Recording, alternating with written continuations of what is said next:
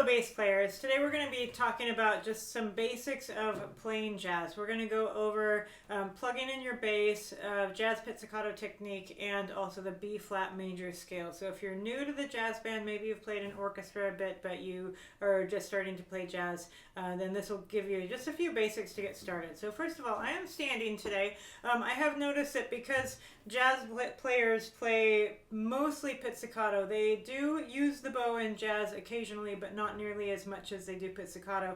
I've noticed that a lot of jazz players stand when they play. So you still can use a stool when you play, but you may find that it's more comfortable to stand.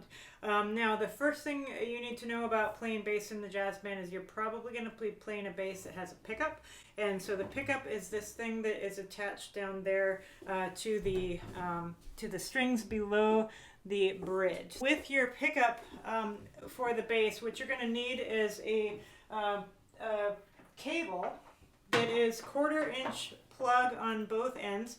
Now this one I have here has one end has a straight plug and the other end has an L-shaped plug. It doesn't really matter, it just has to do with the angle of the plug into the device. So I'm going to make sure that my amplifier here is turned off before I plug it in. So you turn it on after it is plugged in.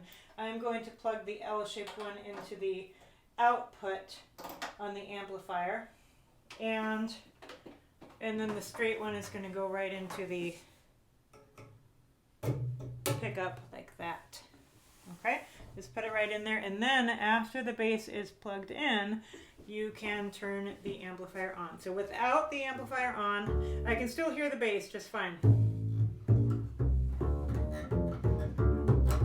And then when I turn it on, it just gives it a little boost, and then I can turn that up if I want it louder. So that's maybe a little too much. So the purpose of the pickup and the amplifier is to boost the sound of the bass.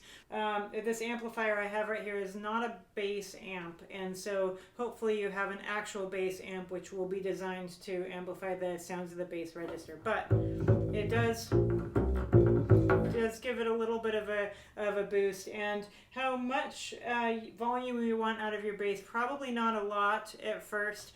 It just adds a little bit of resonance and also volume, so when you're playing with the musicians that are fairly loud, you'll still be able to hear the bass. Remember that the bass is a part of the rhythm section. It's very important that the bass is holding down a solid groove, and so you want really the whole ensemble to be able to hear it, and you also want it to mix well with the sound. So that's why we always plug in for jazz and use an amplifier, and the more people you're playing with, or the louder the group or the bigger the venue, the louder the sound needs to be.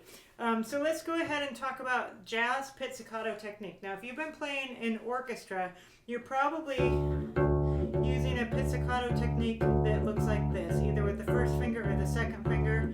You're plucking out into the air just like the other instruments do. For jazz, you want to use the length of the finger rather than the tip of the finger. So you're using the first finger. Do you hear the difference already?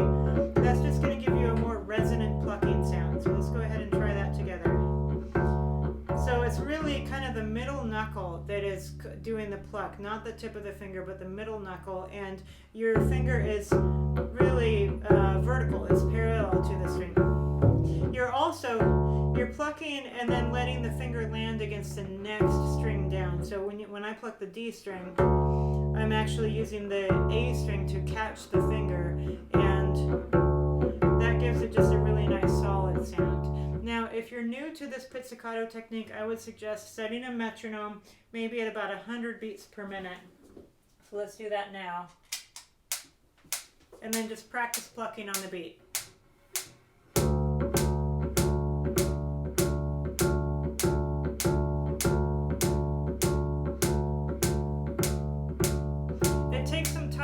To really control that pizzicato technique so that you are really getting it exactly on the beat each time. And that is important because, like I said before, you are a part of the rhythm section. Now, every now and then you need to pluck some things really quickly, and so eventually you'll also want to learn how how to walk the first and second fingers. And to do that, you will need to have the fingers more perpendicular to the string, so horizontal rather than vertical. And then you just take the first two fingers and you alternate between them.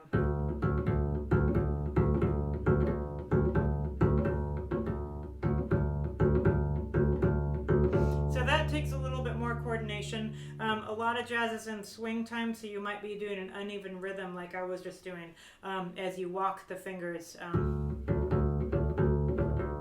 Or you could do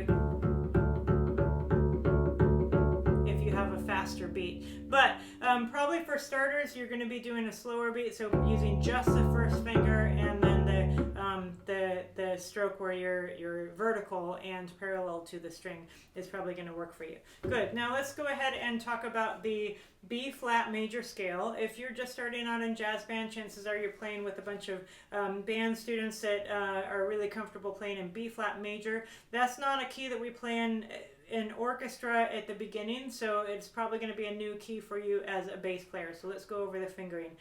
For a 1 octave B flat major scale, you're going to be in half position throughout, and you're going to start with first finger in half position on the A string. So that sounds like this. Next one is fourth finger, the note is C. So that was B flat for first finger, C is fourth finger, then you play open D. And then E flat is first finger, still in half position. Fourth finger is F, natural. Then you play open G. Second finger for A, natural.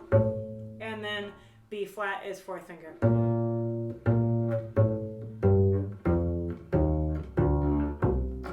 So again, half position throughout, that is 1-4 on the A, open 1-4 on the D, and then 2-4 on the G. So all together.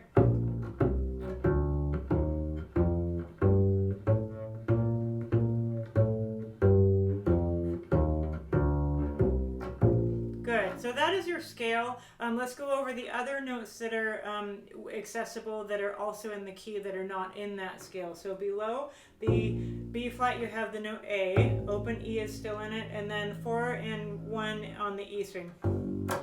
Now you do not use your open E string in this key because you do have an E flat, not an E natural, so you're probably not going to use your open E string, but you've got first finger is F, G is fourth finger in half position, then you've got A, and then B flat. And then above the B flat here, if you go up to third position, first finger is C natural, and then fourth finger is D. So of course you could go up past that, but let's just kind of stop there for now. So if we were to play the entire range from F up to D in B flat major, that would be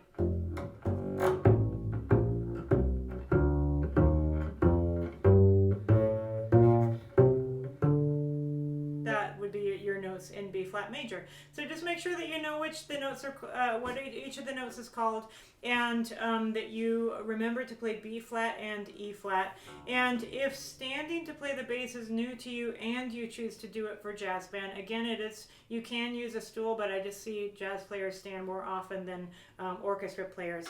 You do want to make sure that your bass is resting, that it comes to you rather than you leaning into the bass. So you don't want to have the bass upright and you're leaning into it. You should be upright and then have the bass just a couple feet away from you. It's also good to have the left foot slightly forward, and then once you've positioned the bass, so if you have it about at an arm's length, it's going to be straight up and down, and then you just bring the upper bout, this part right here, into your left hip, kind of right on your pelvic bone there. That's how it rests. Now, when you're standing with the bass, you will find if you let go with it, it does kind of tend to fall back a little bit. But when you're playing it, you just want to make sure that you're not gripping it with the hand. You're just kind of balancing it with your hip and with your thumb.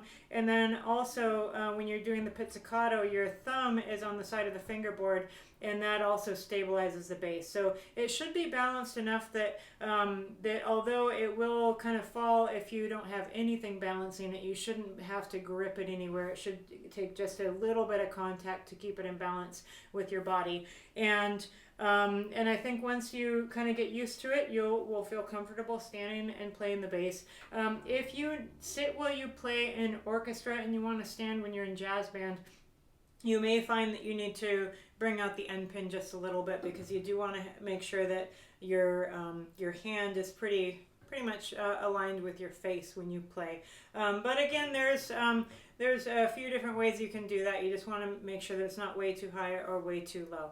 So I hope that's helpful for you in getting started with the jazz band. Good luck. Jazz is a really great style of music to play, and the bass player is a very, very important role in the rhythm section. So it gives you a chance to work with a different group of musicians, play along with some wind instruments, and learn a whole different style of music. And once you get going, you're probably going to be doing a lot of walking bass lines where you're playing just pretty much steady pace, keeping the groove for the entire band. So hope that you enjoy that, and good luck.